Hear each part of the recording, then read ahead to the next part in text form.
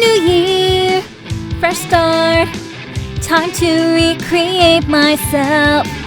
What will I find when I walk down this path? New friends, new goals, new challenges to be met. I will meet them and I am going to succeed. New year, fresh start, it's time for self-discovery. Episode 9. Storytime. Well, since you already made some yummy soup, then you're going to need the perfect dish to pair with it. Issa moved into the kitchen. Good thing for you, I make an amazing salmon meatloaf. Ugh, what the fuck is salmon meatloaf? That sounds nasty as shit. Issa poked her head out of the kitchen and glared. Shut it, Fox, or you won't get any. I don't give a flying fuck. Samuel paused and then noticed the middle schooler who had knelt down beside him. She peered at him with wide, wondering eyes. He cleared his throat and then averted his eyes from Doma. Please, forgive me for my rudeness. That's better. Noah moved toward the kitchen door. Issa had already searched through most of the cabinets, and an assortment of his spices lay piled beside the cutting board he had used earlier. Green peppers, celery, and asparagus had been placed in little rows. Issa brandished a cooking knife and she began slicing the vegetables with rapid speed. Can I help you? Issa grinned at him from over her shoulder, all while still cutting. No, I'm good. This won't take long. I'm just going to do some quick prep, make the meatloaf, put this baby in the oven, and then we'll settle down for your soup. She focused back to her task. Go on, I'll be out in a little bit. Doma had taken a seat beside Samuel, and she still beamed at him with an "I'm so overloaded with cuteness" expression, which made Samuel's own reaction to it even better. Samuel's ears were tilted back, and his tail flapped from side to side. He sat with his back slightly arched away from her, and his nose pointed directly at her face, as if trying to keep her back. A weird smile creased on Samuel's face, and his eyes kept darting between her and Noah. Mr. Fox, you look so fluffy, and I hope it's okay for me to ask, but... She bit her lower lip, and her eyes became a little wet. Can I hold you? Hold me? I'm not a cat. Doma held her hands together in pleading urgency. I know, but it's just that I've never really held a fluffy animal before. The family curse started affecting me when I was about 4, and so I've never had the chance, and you just look so cute and fluffy, and... She continued to ramble faster and faster. Samuel's eyes darted to Noah over and over, each time with the same sparkle of twisted helplessness. Noah just smirked at him and held up his hands in absolute neutrality. Fine. Samuel lowered his head. As Doma came closer and wrapped her arms around the fox's neck, Samuel flinched and braced all of his muscles. Even Noah winced a little too. Doma's hand came softly, and she raked her fingers across Samuel's fur with gentle grace. She placed Samuel's head against her chest, softly securing him with one arm. Her other hand continued to play with Samuel's fur, and every now and then, she'd pet the spot between his shoulder blades. Samuel's ears perked up a little, and his tail laid flat against the couch arms. His leg muscles relaxed a little, and he settled a little more weight into Doma's grasp. My cousin said dogs and cats like to be scratched behind the ears. Does this feel good? Samuel's eyes took on a sleepy shimmer, and they formed narrow slits. Yeah. That does. Resisting the urge to curse. Wow. Never thought I'd see a day that you'd be so... polite. I'm not a monster. You ASSWIPE. I have control. Doma giggled as she started to pet Samuel again. I can spell, you know. To be honest, I don't care about cussing. I hear it all the time from my peers. Oh, then fuck yeah, girl. All you had to say was the word. Issa moved out of the kitchen. I'd prefer if you don't pollute the air with your vulgarity. Thank you. But she just said, She's 13. I'm the adult and probably the oldest. Oh, yeah. You're a fox god. you're Samuel let out a loud sniff from his nostrils. He spoke with gritted teeth. you're darn right this year. I'll be 602. Wow, you're old, Mr. Fox. I'm refined, child. So then, how old are you? Issa shifted her stance and looked at Noah. Noah rubbed the back of his head with his hand. Well, I'm not as old as Samuel, but I am over 300 years old. 300 years old? Holy hellos! Or, I guess it would be holy heavenos. How long do angels live anyway? You can speak normally. I created several powerful artifacts that link together to make our walls soundproof. You probably didn't know, but Samuel and I were shouting at one another. Doma glanced at the fox. Why are you two shouting? 'Cause he's a reckless-ass fool who keeps trying to play the hero. Even though his stupid ass is on the run.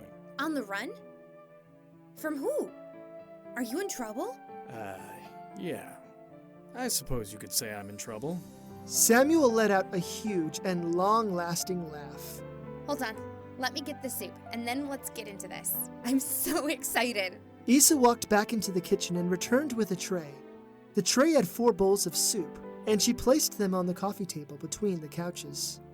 Since Doma had already secured a spot beside Samuel, Issa sat beside Noah. The soup's a little hot, so let's start off with your story. You sure are bossy for someone who just received the most bountiful of gifts. I'm not bossy.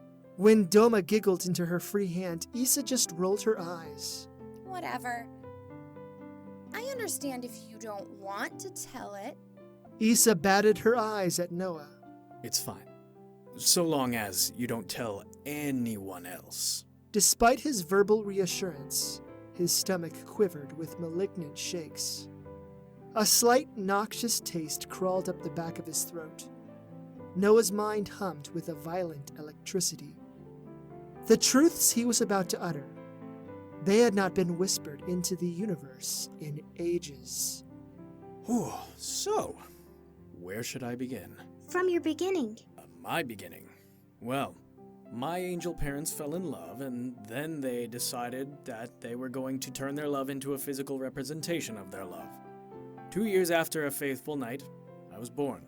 Wait, your mother was pregnant for 2 years? Well, don't forget, angels are long-lived races, and so our gestation period is really long. Even though demons and devils are long-lived as well, they have much shorter periods between conception and birth. I bet you were a cute baby. Are you born from eggs like a bird? No, we're born similar to mage bloods, vaginally. Do you have your wings at birth? No, we usually magically sprout them upon puberty. Actually, I have a question. So, you said you were in trouble, but from who? Demons? Are you hiding from Hellas itself? Well, I suppose I am wanted in Hellos too, but I'm more worried about Heavenos finding me. Heavenos? But why? Samuel started laughing again, which earned a moment of speculation from the Montbella sisters. Noah winced and shifted in his seat. Because I kind of committed high treason against the Angel Nation. You what? Maybe I should tell you another truth that I have long kept away. My real name is not Noah Cruz. What is it? She brought her hand up to her face, and she stared into Noah's eyes. My name is Marzo. Issa's eyes opened wide, and when her hand fell to her lap, her mouth was agape. Doma's little voice broke the silence. You're Marzo the Fallen Archangel? Fallen Archangel. I really hate that title. It only perpetuates a false notion and makes me look like a huge traitor. But you are. No offense, but history says that you betrayed your angel brethren because... Yes, I know. I was supposedly seduced by a mysterious demon sorceress, and then I helped the demons of Hellos lead an assault against my own kind. That story is a lie. Really? Yeah, I swear on everything I am, it's a falsehood. So what really happened? To explain that, I'm going to have to tell you about the time before the actual event that changed my life forever. Let me tell you about the time I became an archangel. The roar of 1,000 voices soared together, infused with rage, desperation, and death. Marzo stood amidst the battlefield, his body locked in a kind of apprehensive stillness. His long black hair blew behind him as a savage gust rushed past him, and the hundreds of individuals fighting clustered around him. The stench of blood and sweat saturated the air, and it choked him a little. Regardless of which direction Marzo glanced, his people clashed against the legions of Hellos. Demons and angels zoomed at one another in the air, while angels and devils swung at each other on the barren ground. Screams of passion, death throes, and the colliding of metal on metal deafened all else, and Marzo could barely think. Things were bad. Not only were they outnumbered, but his unit, among several others, had been cut off from the main Heavenos forces. Marzo clutched the shaft of his spear as he scanned the combatants close to him. Every pivot of his head spiked his terror all the more.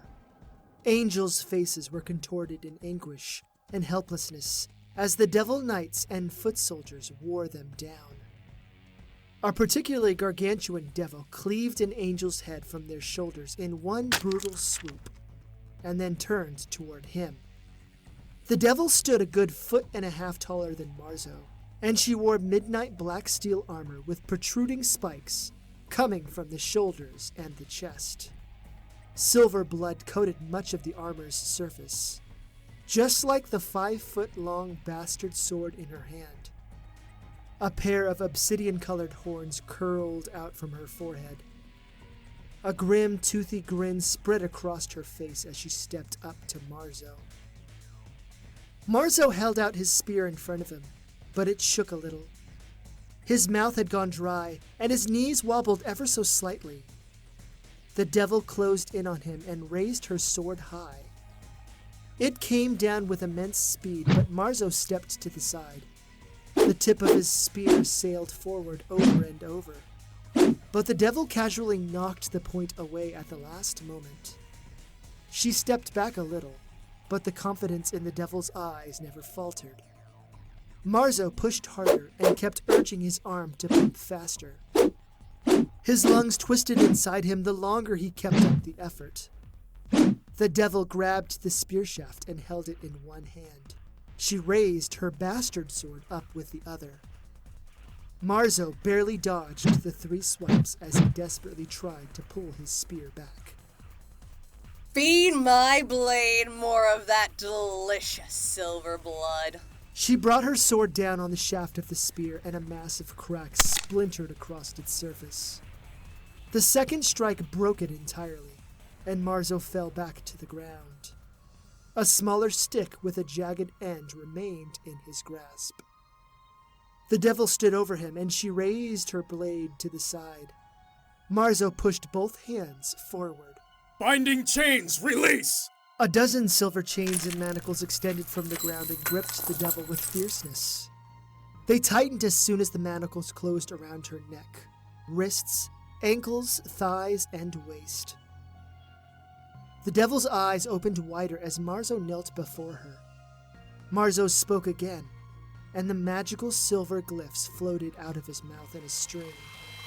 He spoke in his angelic tongue, and the echo of his words resonated in his mind. Make me a spear that is unbreakable against demon and devil weapons. Let it burn if it cuts them, and fill their veins with a fiery pain. May it pass through their armor like paper. It shall have a name that strikes fear in the names of Helosians from this day forward. It shall be named Ie. The words glowed brighter, and then swirled together to take form. Even in the roar of combat, the devil's all-inspired words found their way to Marzo's ears. artificer. Yes, Marzo was indeed an artificer. Angelic artificers like him were quite rare, for very few of his people were born with the gift. The new spear, EA, felt good in Noah's hands. His previous weapon had been an unnamed simple weapon issued to him when he joined his unit. This spear would be more than a tool. It would become his partner. Marzo approached the devil, who struggled against the unyielding might of the binding chains. For a long moment, both he and the devil looked at one another, and it was understood what was about to happen. She screamed out in desperation, while Marzo screamed out in hopes to encourage him to continue. He hated this wanton death, this seemingly endless torment, this monumentous expectation. Marzo plunged the tip of his spear into the devil's chest. Her armor did little to hold back EA's point, and her skin burned underneath the metal. She screamed again, and then fell limp. As soon as the devil died, the chains faded away like mist. Another devil stood over one of his slain comrades, although the devil glared down at the angel with grief-stricken eyes. Nevertheless, Marzo rammed the length of his spear into the devil's back. He pulled his spear free and then glanced down to the poor, dead comrade. The angel was a female, and her eyes fluttered ever so slightly. Her face shook a little and her fingers twitched. Marzo bent down and started to speak a spell. Make me a ring that staves off death. Let it heal the body's wounds and allow for a resurgence of stamina for every foe the wearer kills. The words swirled together and then formed a magical ring in the middle of Marzo's palm. He slid it onto the dying comrade's hand. As soon as he did, her hand started to shimmer. It spread all over her body, and then her eyes opened wide. What is happening? Marzo leaned down and whispered into her ear. Stay down and recover yourself for a moment. When you feel ready, fight again. The ring will grant you stamina and strength for every devil or demon you kill. The angel looked up at him, and that's when Marzo noticed. A silver ring encircled the woman's irises, and her wings glowed brighter than what common angels' wings usually emitted. The aura of her magic saturated the air, despite the fact that she was kneeling at death's door a moment before. Her wing feathers were also larger and more intricate. She leaned up and whispered into his ears. Are you an artificer? I just completed my training and schooling. My name is Kasina. Please find Arcadian Artificer. He leads the ground forces and he would benefit from your skills. Marzo just nodded and then moved away from the Archangel. Chaos reigned around him, but he still stabbed, parried, and whirled around devil combatants. Many times, the nerve-crushing kiss of death almost overtook him.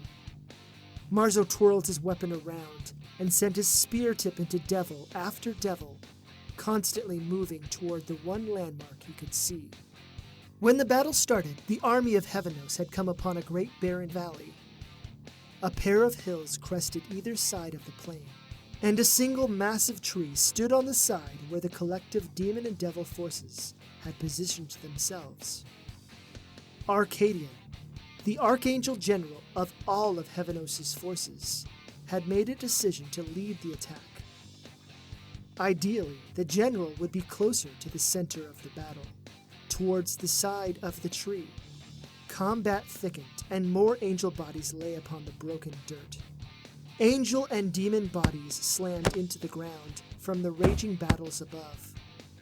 More than once, an errant corpse almost silenced Marzo's life force. He glanced upward, to the sides and ahead of him, all the while moving toward the tree. Faces all around him contorted in rage and terror, pleading their enemies to just die so they might return home to their families. Few of them would actually return, though. A potent magic resonated in the air, and it got even more intense the further that Marzo pressed forward. Blood-soaked mud gave way under him, and Marzo tumbled to the ground. As he pushed himself up, he gaped at the frozen face of an angel comrade. Marzo didn't know the man. The man's eyes were opened wide, and a glossy hue had overtaken his irises. His lower jaw was missing, and the front of the angel's silver armor had been dyed black. A devil stood over the pair of them, but a mortal wound had been inflicted upon her. Black blood poured out from her chest like a waterfall. The devil's knees buckled, and she fell to them. Their gazes locked. Her eyes watered, and she mouthed words to Marzo. Too bad he didn't really speak fluent Devilic. It almost sounded like she said, I'm scared. I don't want to die here. but it could have meant anything, really. Marzo got to his feet. Louder clangings resonated over the din roars and lesser metal on metal. Marzo had heard those sounds before, and perhaps that is why they pierced the veil of thunderous distractions. In his schooling, Marzo had often observed when two artifacts, often weapons, clashed against one another. Marzo's cells vibrated as the invisible force walloped into him. It had not been an overwhelming force by any sense, and to be honest, most angels probably didn't even notice. However, artificers were different. Their very souls resonated at a different magical frequency than those who could not speak things into creation.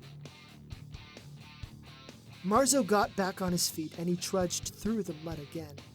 He dodged more desperate attacks from devils. When it was applicable, he jammed his spear into their bodies. When it was not, he spun away and ducked past the combatants. Dying angels looked up at him as he moved, and their eyes begged him for relief. Were they asking for healing, or for death? In this chaotic storm, which of the two would have been more merciful? Even a few devils and demons reached out to him, perhaps for some ounce of the same courtesy. The source of the air-shattering vibrations came from the middle of an open circle amidst the battle. Bodies from both sides lay within the area, forgotten by the countless, nearly faceless soldiers who fought for their lives on the outer perimeter of the open area. Two warriors danced in the middle of the opening, an archdevil and an archangel. The archdevil was broad-chested, wore black and red-colored full-plate armor, and wielded a greatsword that held a darkness that rivaled a moonless night. He had a thick black beard that fell in front of him, a pair of the most exquisite black horns jutting from his head, and a crown curling around his forehead. Marzo's chest grew colder. This had to be none other than the Devil Prince Quarxie. His opponent had a pair of brilliantly glowing silver wings, and armor that had been polished to accentuate the brilliance of his wings. Arcadian wore a helmet with a slender Y-shaped slit in the front for breathing and vision. The Archangel also wielded a sword, although a large crack crept up the center of the weapon. Light bled from the crack. Once more, Marzo's insides became icy. No one else noticed him, for they were engaged in their own affairs. For most, it would be their last affairs. Marzo stabbed his spear into the ground, cleared his mind, and spoke. Make me a bastard sword that will never break so long as it is in the hands of Arcadian the Mighty. May it empower him with the strength and resilience of a dozen angels. When clashing against a foe from Hellos, may its blade be bathed in white-hot light magic and channel his inner magic. The words that trailed his mouth swirled together and a brilliant shape started to form. Just as the blade had appeared whole, a thunderous boom slapped into him. Marzo stepped back and gazed at the pair. In fact, so did the hundreds of angels and devils who had been fighting. Arcadian stepped back away from a smiling Quarxie with a broken weapon. The sword in the Archangel's hands no longer shimmered with the same level of arcane might. Quarxie brought his sword back and stepped in for a savage continuance, but stopped once Marzo landed in front of him. 100 tornadoes whirled in his stomach, and Marzo gazed up at the Devil Prince, who stood at least 2 feet taller than he did. The new sword Marzo had just created hung from his back, tied by a cord he had fashioned, with words in seconds. Out of the way, worm. The Devil Prince growled and raised his sword high. Just as Marzo raised his spear shaft to block, he screamed out, The sword, my general! The might of Quarxie's blow rattled every bone in Marzo's body, but the shaft did not break. His momentary sense of pride vanished as the Devil Prince slammed his cloven hoof right in Marzo's stomach. Marzo hunched over reflexively, and the prince backhanded him away toward the perimeter of the opening. Absolute pain radiated every nerve ending, and yet he was not dead. Marzo tumbled and rolled to the ground, and when he came to a stop, a mean-looking devil lorded over him with a raised spear. Die! An angel comrade rammed a sword through the devil's chest, but another devil's axe removed the angel's head from his shoulders. In an instant, the other combatants awoke from their stupor, and the raging battle renewed with even more panicked desperation. Groggily, Marzo got to his feet and re-entered the opening. He reached back for the sword hilt, but his fingers grazed only air. A slight tremor of concern bubbled up, but it popped once Marzo saw Arcadian.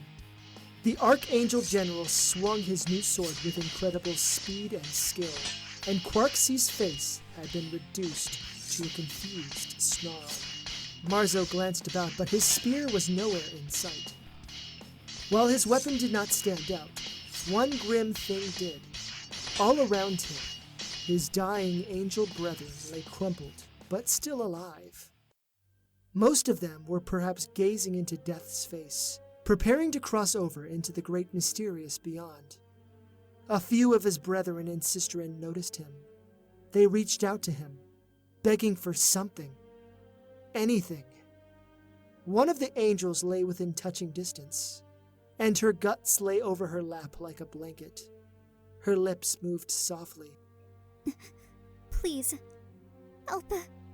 Marzo cleared his mind and spoke. Make me a holy lantern, and when held up, cast off magical light and energy. May the energy hold off the finality of death and rapidly heal those born from Heavenos. May angels start to heal and repair, and may the mortal wounds undo themselves.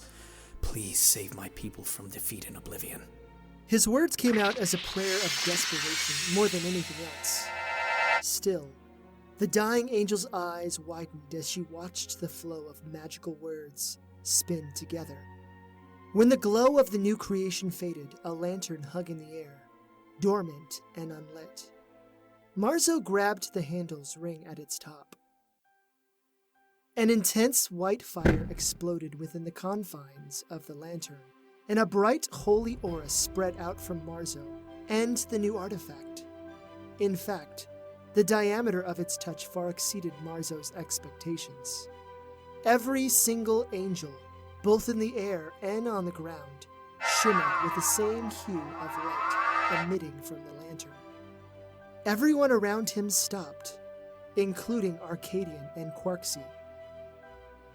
All eyes fell upon him. As all eyes fell upon him, Marzo's intestines became animated, and they tried to escape his body. Suddenly, angels who were dying on the ground screamed out with renewed vitality. More than a few of the surrounding individuals stared at the angel whose guts were spilled. The guts slowly slithered back into her, and the woman's wounds closed up.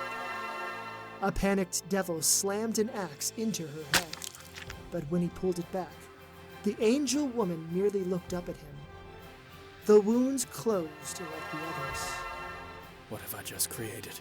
Quarxie pointed toward Marzo. Kill the lantern carrier, now! Arcadian launched himself at the Devil Prince as he yelled, Protect the lantern carrier! Marzo stepped back as terror gripped him. More than 36 devils advanced on him, with weapons held at the ready. They rushed towards him like a violent river. And yet, a dam formed from angels blocked their path. Each of them screamed out, Protect the lantern carrier. over and over as they raised shields, parried weapons, and swung their own. Angels fell to the ground over what should have been mortal wounds, but they rose back up moments later, fully healed. And the angels who had been at death's doorstep rose up too, as if untouched by the ferocity of battle. His comrades clustered around him, fencing him in behind a collective cage of white feathers and silver armor. He couldn't even see what was going on, but the light and power of the artifact that he had just created still extended. A triumphant howl rocked the air, followed by a combined cheer from his comrades. What happened? One of his comrades, someone Marzo had never met, smiled at him. The Devil Prince is dead. Arcadian is victorious. Push forward. Keep the lantern carrier with you. Drive them back. The angels started pushing ahead, and dozens stayed right behind Marzo, directing him where to go. All he could do was follow, with the lantern clutched tightly in his hands. Minutes melted away, as did hours, and for the rest of the battle, Marzo only heard the sounds of bitter combat. He saw the flurry of the angels' front lines, but his rear guard urged him to stay towards the back. Other angels dragged their nearly dead comrades into the light, while spearing or stabbing fallen devils or demons. Marzo's honor guard finally left him at the base of the great tree. Most of the Heliotian forces had been scattered, and the angel forces had been collected around the tree. Or perhaps the light of the lantern. The sky had been cleared out as well, and only the white wings of his people dominated the air. Arcadian landed beside him, and he removed his helmet. Thick brown hair flowed out as a gust blasted past the pair of them. Arcadian had piercing brown eyes, with a silver outline along the edges of his irises. Are you the man who offered me this sword? He held up the magnificent blade beside him. Yes, sir. Where did you get it? It is exceptionally powerful. I made it, sir. Made it? Arcadian glanced once more at the weapon. Are you meaning to tell me you are an artificer? A female archangel landed beside Marzo, and she rested a hand on his shoulder. It took a moment for him to recognize her, for it was none other than Kasina. Thank the light you are both all right. I had heard of your victory over Quarxie and felt immense joy. She paused and glanced down at the lantern. Her eyes widened. Is the source of healing coming from this? Arcadian closed the distance and lifted the bottom of the lantern up so he could review it. It still remained in Marzo's hand, and he trembled a little for uncertainty of whether or not he should let it go. Did you make this as well? Yes, sir. Kasina giggled, and her hand on his shoulder gingerly squeezed affectionately. She held up her other hand and waggled the ring on her finger. This brave man saved me from death's sweet kiss. He fashioned a ring that kept me alive. Arcadian reached out and pinched the ring in his forefinger and thumb. He locked gazes with Marzo. What is your name, artificer? My name is Marzo, sir. I'm with Unit 4. Arcadian waved a hand at him. I didn't ask about your unit. And actually, that does not matter anymore. Once we get back to the Edina, you're going to be elevated. He turned away from both Kasina and Marzo, flapped his wings, and then took off into the air. As he soared away, he yelled back, Watch over him, Kasina! Kasina just giggled. Elevated? Surely he can't mean... Kasina wrapped an arm around his shoulder. Of course that's what he means. Not only did you save hundreds, if not thousands of our people, but you won us the battle. You're going to be one of us. One of us? Yes. Let's fight for the victory of Heavenos, shall we? Yes, ma'am. For the victory of Heavenos.